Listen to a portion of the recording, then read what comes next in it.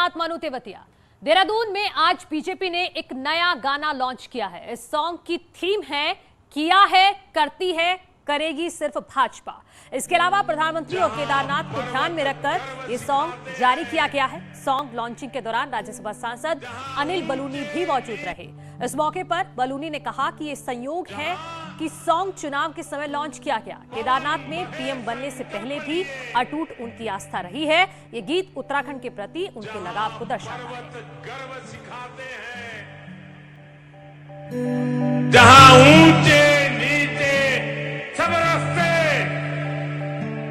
बस भक्ति के सुर में गाते हैं।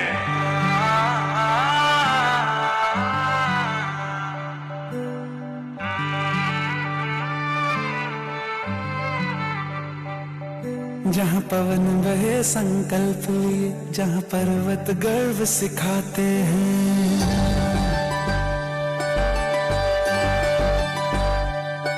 जहाँ पवन बहे संकल्प लिए, जहाँ पर्वत गर्व। संयोग है कि ये चुनाव का समय है और ये गीत पूरा हुआ है और ये जारी हुआ है, लेकिन इस गीत में जो मोदी जी के भाव हैं और जो आप सब लोगों ने देखा है, ऐसा नहीं है कि चुनाव के कारण हम लोगों ने इसको कोई जारी किया हो।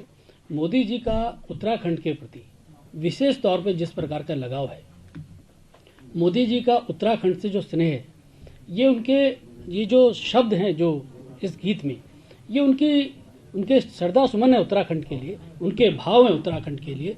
और ऐसा नहीं है कि प्रधानमंत्री बनने के बाद उनका उत्तराखंड से कोई ज़्यादा लगाव हुआ हो।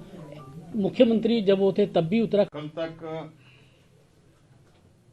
स्क्रूटनी वगैरह पूरा होके हमारा पूरा 70 विधानसभा क्षेत्र में हमारा प्रत्याशी काम शुरू की है। आज और कल विड्रॉल है, नामांकन वापस के लिए समय के बाद 1 तारीख से from 1 February Bharatiya Janata party सभी 70 विधानसभा क्षेत्र में एक बड़ा लॉन्चिंग प्रोग्राम हम कर रहे हैं।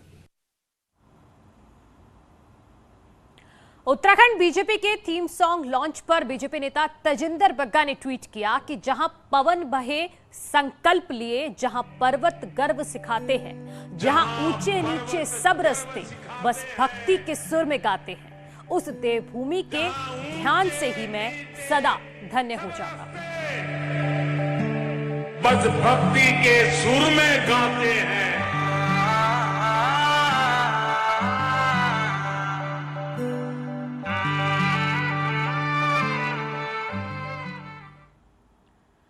वहीं चुनाव प्रचार को लेकर सीएम धामी ताबड़तोड़ दौरे कर रहे हैं। आज सीएम धामी 3 विधानसभा क्षेत्रों के दौरे पर रहे। सीएम ने कपकोट, जागेश्वर और द्वाराहाट में डोर टू डोर जनसंपर्क अभियान किया। वहीं प्रचार शुरू करने से पहले सीएम धामी ने सबसे पहले जागेश्वर धाम में पूजा अर्चना की और फिर अपने अभियान की शुरुआत।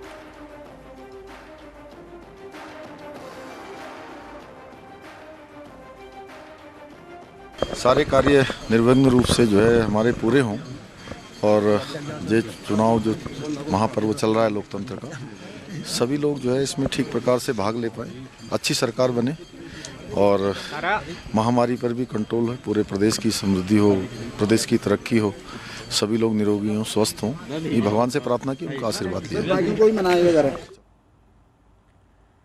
मुख्यमंत्री अल्मोड़ा जिले के दौरे पर रहे। जागेश्वर सीट पर सुभाष पांडे को मुख्यमंत्री ने मना लिया है। इसके साथ ही द्वाराहाट और कपकोट में बागियों को मनाया जाएगा। सीएम ने कहा है कि जिन लोगों को टिकट नहीं मिला उनमें नाराजगी है और सभी को मना लिया गया है। सांसद अजय टमटा भी मनाने के लिए मुख्यमंत्री के साथ रहे।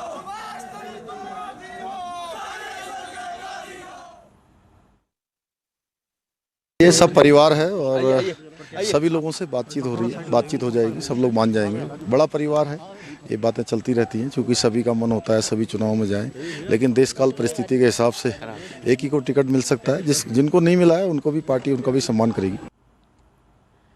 वहीं सीएम पुष्कर सिंह धामी ने कपकोट से नाराज चल रहे पूर्व विधायक शेर सिंह गड़िया को भी मना लिया है। उन्होंने शेर सिंह से 12 मिनट तक बंद कमरे में बातचीत की, साथ ही उनको भरोसा दिलाया कि पार्टी में उनका पूरा सम्मान है। उनके अनुरोध पर शेर सिंह गड़िया ने बीजेपी प्रत्याशी सुरेश गड़िया के पक्ष में प्रचार का फैसला लिया है, जिसके बाद सीएम ने प्रेस वार्ता कर गड़िया के मान जाने की बात बताई। शेर सिंह गड़िया ने भी सीएम धामी का आभार जताया और कहा कि उन्होंने मेरी गलतफहमी को दूर किया है। देखिए, नाराजगी जैसी कोई विषय नहीं है और शेर सिंह गड़िया जी जो हमारे विधायक भी रहे हैं और बहुत वरिष्ठ नेता हैं और बड़ा लंबा उनका पार्टी के लिए योगदान है। और चूँकि टिकट का क्राइटेरिया ये नहीं है कि कोई कौन जो उसको टिकट नहीं मिला है तो कम योग्य है। मैं माननीय मुख्यमंत्री जी का और माननीय पूर्व केंद्रीय मंत्री जी का और जिलाध्यक्ष जी का बहुत आभारी हूँ कि आप लोगों ने कुछ गलतफहमी मेरे बीच में थी, उसको यहाँ आकर के दूर करी है। मैं प्रदेश नेतृत्व का भी आभारी हूँ और कुछ कार्यकर्ताओं के अंदर भी ऐसे अंतर्द्वंद थे जिसको आज माननीय मुख्यमंत्री जी ने और हमारी पूरी प्रदेश की टीम ने यहाँ आकर के दूर किया। वहीं रुद्रपुर सीट पर बीजेपी से बगावत कर निर्दलीय प्रत्याशी के रूप में ताल ठोक रहे राजकुमार ठुकराल चुनावी मैदान में से नहीं हटने का ऐलान कर चुके हैं। रविवार को ठुकराल ने अपने चुनावी दफ्तर का उद्घाटन किया। वहीं अपने दिवंगत साथी वीरेंद्र सामंती का जिक्र आने पर ठुकराल रो पड़े, जिसके बाद माहौल भावुक हो गया। वहीं ठुकराल ने कहा कि जिम्मेदारी से भागने वाले वो नहीं है, वो चुनाव लड़ने का फैसला कर चुके हैं और अब वो पीछे हटने वाले नहीं है।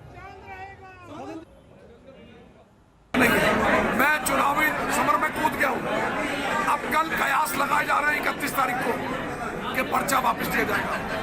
मैं जिंदा हूँ, मैं पर्चा वापस नहीं लूंगा। मैं भगवान राम को अपना आदर्श मानता हूँ, वो आराध्य है मेरे बजरंगबली बालाजी महाराज।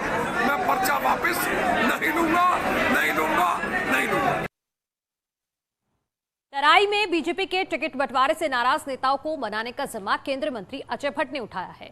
अजय भट्ट ने इच्छा में टिकट नहीं मिलने से नाराज चल रहे विपिन जल्होत्रा के साथ बैठक की और उनको मना लिया, लेकिन पार्टी से बगावत कर निर्दलीय मैदान में उतरे अजय तिवारी से उनकी मुलाकात नहीं हो पाई। इसके बाद वे रुद्रपुर आए, लेकिन राजकुमार ठुकराल से भी उनकी मुलाकात नहीं हो सकी।